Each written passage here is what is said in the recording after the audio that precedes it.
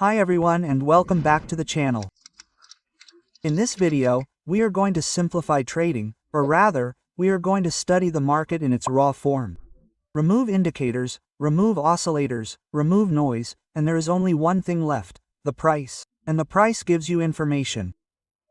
Your skill is to understand how to listen to it.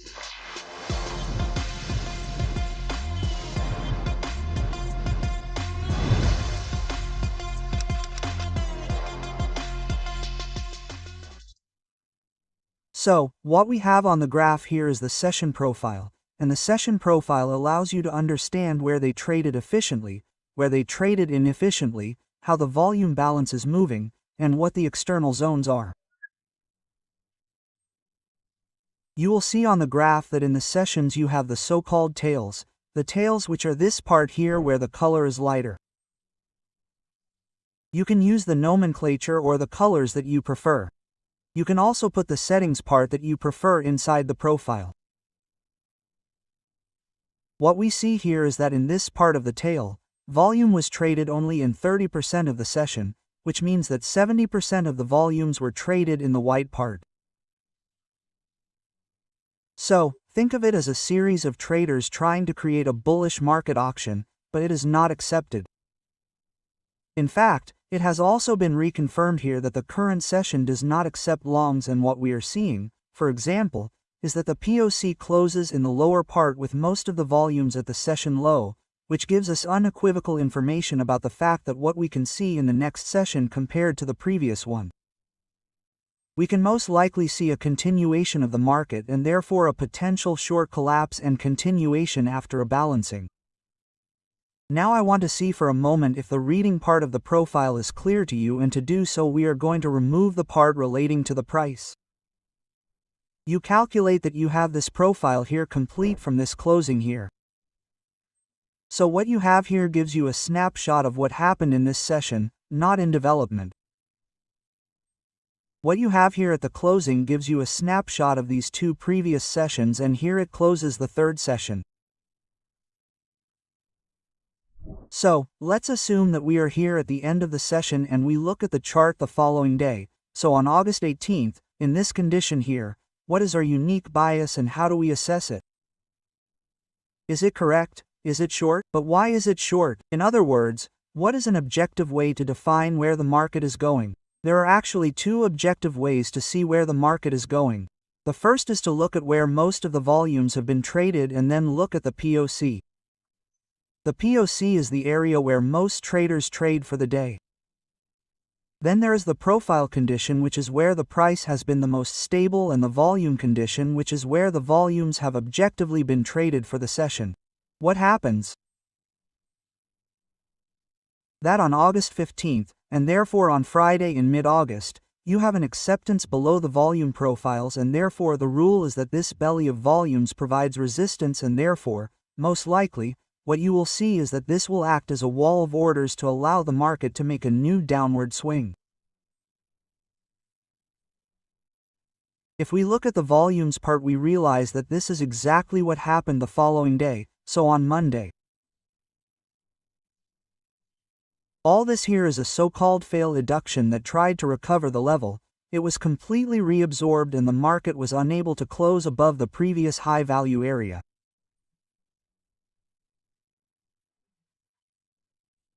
This thing here allows you to go and get those two setups a week with a very high probability, because whether you are a price action trader or an order flow trader, what you can do is start to pay attention to the behavior of the price action only in the direction of the bias when you have this condition, okay? So when you see either the market is rejecting and therefore you have the volume profile below and the market re-enters it. This, for example, is a setup by Patrick Neal, a multiple world champion who works with us at World Class Edge. What you're going to see is a classic pattern, a short structure, a bias, a market that trades value here, then later does this and re-hooks. Okay, this hook here, in terms of market mechanics, means that the market tried to go up, it was rejected, so sellers attacked the aggressive orders in the market, they absorbed, the aggressive orders of the buyers in the market, and when it becomes clear that they can't break through, the aggressive sellers regain control and so the market tumbles back down. This isn't a folkloric reading of the price or something complicated, it's simply how the market auction moves. Well, that's how it works. If you have an apartment that's worth 500 euros at market price and you try to list it for 1,500 euros on listing platforms like Airbnb or Booking, what will happen? Most likely what will happen is that no one will beat you. Why won't anyone beat you? Because supply is not in line with demand and therefore no one is willing to pay 1,500 euros per night for an apartment that is worth 500 euros. The same thing happens in the financial markets. So, when you are biased, the aggression is bearish, the auction goes down, no one is willing to pay a lower price to sell, but they are willing to pay and short a higher price. So what you will see is that buyers try to buy back, but that ceiling is not breached and we go back down. I showed you the example of this setup here on the last one that came up. This is a setup that I traded. It is on NASDAQ, guys, it is this month here. Another great thing about the volume profile that I summarize for you in this mastery action is that it is not price sensitive. That is, it does not care about M5, M1, H1, H4. What it shows you is how the volumes were traded throughout the session. So you will see the same thing with a different level of granularity. But this is also here, right? What did they tell you? This could be read by someone who is not interested in the development of the value trend is, well, the POC is balanced, we are more or less in the same condition, almost ready for the reversal. Is this true? Did the session of the 19th tell us that we are in consolidation or not? What did the session of the 19th tell us? It told us that the value trend, or where they traded, which is why the POC alone can lead to error. The trend where 70% of the volumes were traded starts at 23,750, ends at 23,464, it is 464, which means that the short aggression has still won the auction and what happens is that the dominance is still bearish. So, for the following sessions, even if I did this, no, then the session gives me a retracement, I will continue to want to be a seller. Here the market continues to prove me right and it continues to prove me right until when do I start to be unsure about the next session? Well, the closing of the session on August 20th confirms a bearish trend. The closing of the session on August 21st confirms a bearish trend both in terms of POC and compared to the previous low, as well as in terms of air volume profile. Okay? When do we start to see a change? When do we see that the session on August 22nd closes with a higher value area and a little higher than the previous one? At the beginning, I was banging my head against the wall for several years because I couldn't find a completely objective way to read the structure, especially if you're in Discord groups or watch YouTube videos. You'll often find that Andrea, in my opinion, is long, Thomas, in my opinion, is short, Laura, in my opinion, is short. Everyone has their own opinion. What you need to develop at the beginning, above all, is an unquestionable methodology for reading the bias, and this is a methodology that has worked for years because it is based on rules that are unquestionable. Let's see. So, if the 20-second closes like this, what do we expect in an auction condition?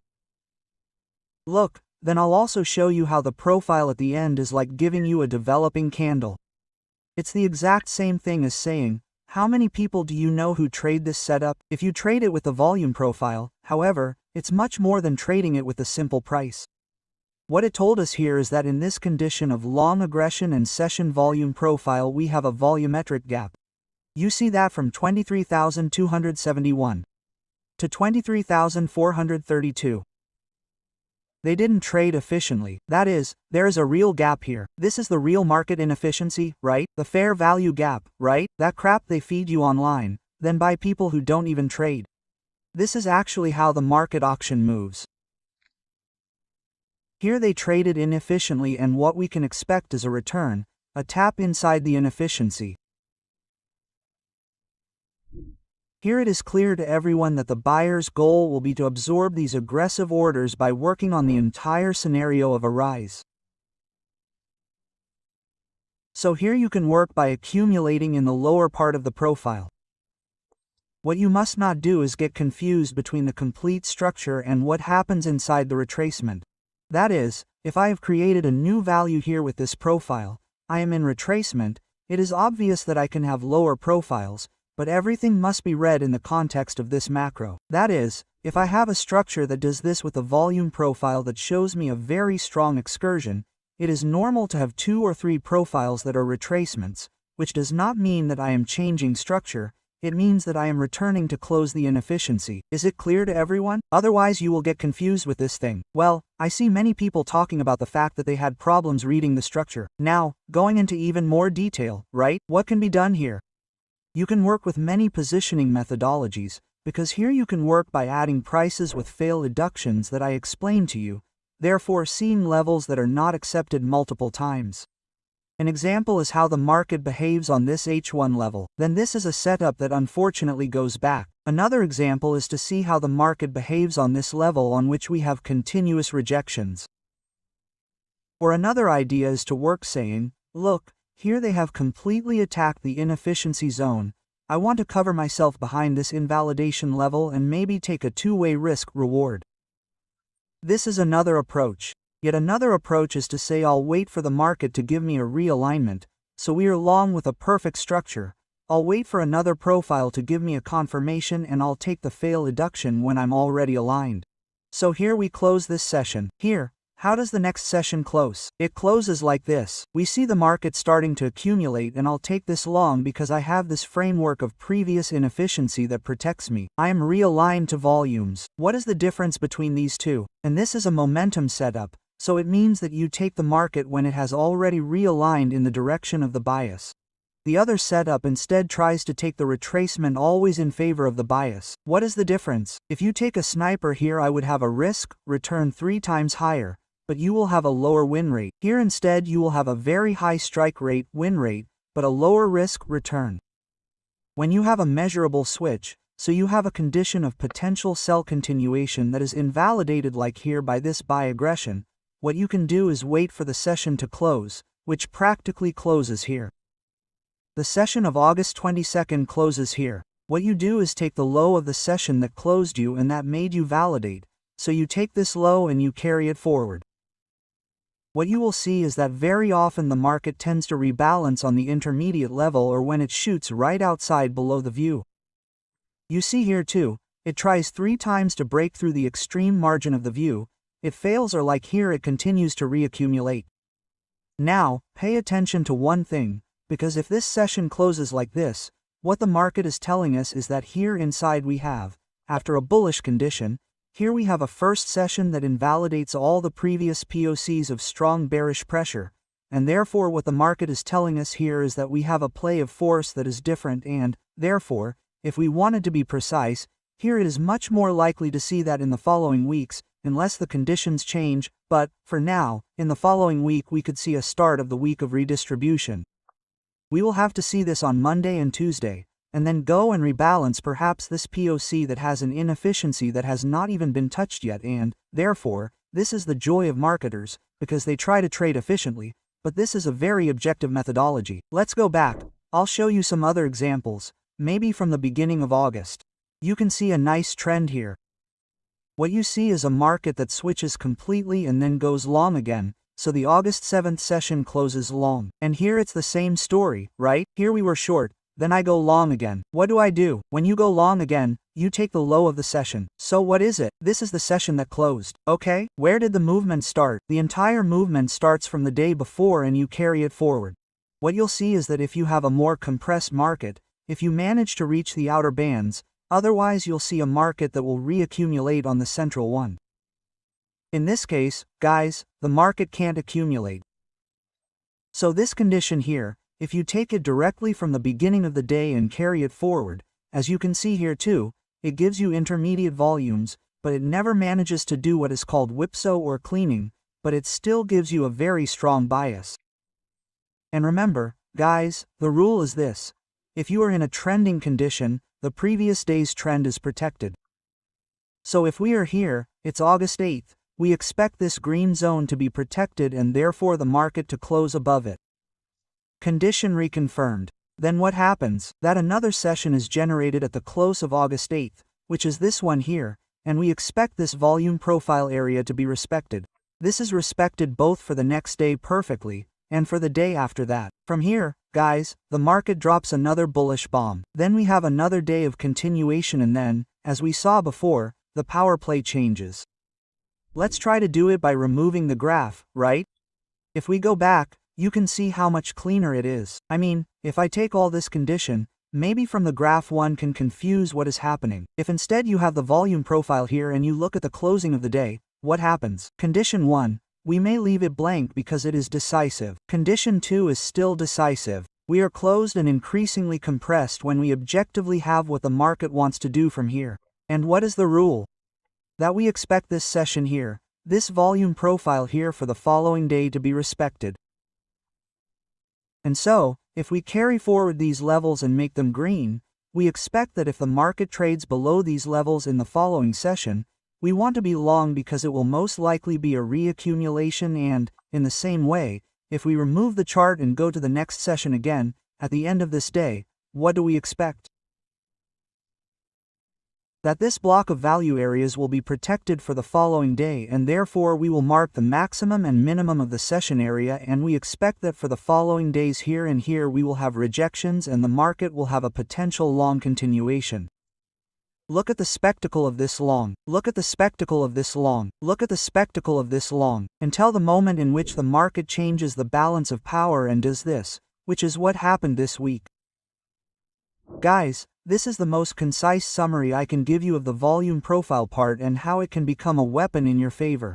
Now, on these setups here, I'll quickly show you how you can. Let's make an example, right? In here, you put some value here and take it forward, okay? Because from here you can start evaluating setups. Same condition, this is the condition that creates new momentum. What is the minimum reference? This one. You can also go and take the VWAP. As I was saying, this is how the VWAP gives you a very important confluence. Then in the following days, new creation of value air, you take the VWAP again and as you can see, most of the setups that are then protected by the value air here, you'll see that they are respected precisely by the fact that we are at the confluence between BWAP and the value area. We are at the confluence between BWAP and the value area. This one here is a WIPSO. It is protected in any case by the TOOC. A crooked fact, let's do it straight. It is a very objective way of reading the market structure. If we go back, randomly, you see how even in the worst conditions, those of consolidation, it avoids many incorrect setups because here you have a volume profile that is in overlap with the previous one,